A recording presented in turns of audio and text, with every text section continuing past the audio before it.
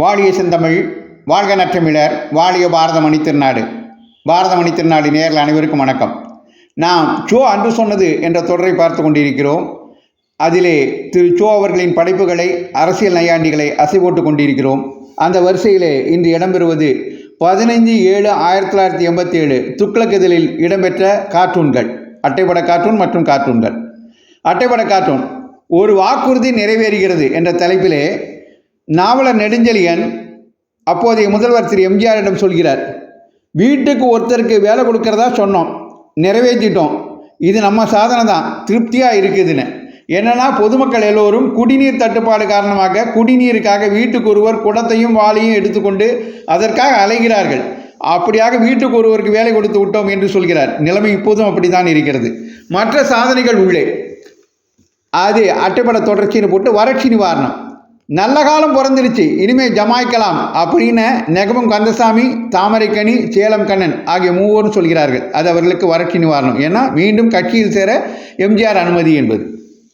அடுத்து கல்வி சீர்திருத்தம். பல்கலைக்கழகத்தில் மாணவர்கள் படிக்கிறதுல எம்ஜிஆர் தமிழர், மன்றாடியார் அதை படிக்கிறாங்க. அடுத்து ஏழைகளுக்கு வீடு. நம்ம எம்எல்ஏ வீடு தாங்க இது, முன்னாடி ரொம்ப ஏழையாக இருந்தார், சோத்துக்கே கஷ்டம் என்று ஒரு பங்களாவை காட்டுகிறார்கள்.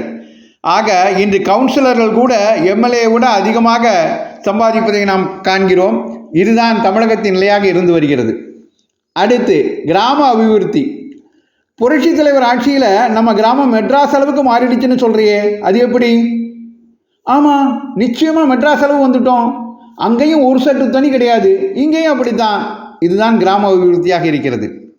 தொழில் முன்னேற்றம். சிலை கடத்துபவர்கள் இருவர் பேசிக்கொள்கிறார்கள். இந்த வருஷம் கோயில் சிலை நகை மூலமாக நல்ல வசூல். இன்னொரு திருடர் சொல்கிறார், சும்மா சொல்லக்கூடாது, இந்த ஆட்சி வந்ததிலிருந்து தொழில் நல்லா தான் நடக்குது அப்படின்னு. இது எக்காலத்திற்கும் பொருந்துகின்ற கூற்றாக அமைந்திருப்பது தான் இரு கழகங்களின் சாதனை. அடுத்த கார்ட்டூன் தமிழ் வளர்ச்சி. சட்டசபையில் எம்எல்ஏக்கள் பேசிக்கிறாங்க. சோமாரி, பேமானி, கழுத, உட்கார்றா மடையா என்று ஒருவருக்கொருவர் திட்டிக் கொள்கிறார்கள். இந்த வகையிலே தமிழ் வளர்ச்சி நடைபெறுகிறது என்று சோ அவர்கள் கிண்டல் செய்கிறார்கள். சோ அவர்கள் அன்று சொன்னது தொடரை தொடர்ந்து கேட்க பாரத மணித்திருநாடு சேனலை பின்தொடருங்கள் என்று உங்களை அன்போடு கேட்டுக்கொண்டு விடைபெறுகிறேன். நன்றி, வணக்கம், ஜெய்ஹிந்த்.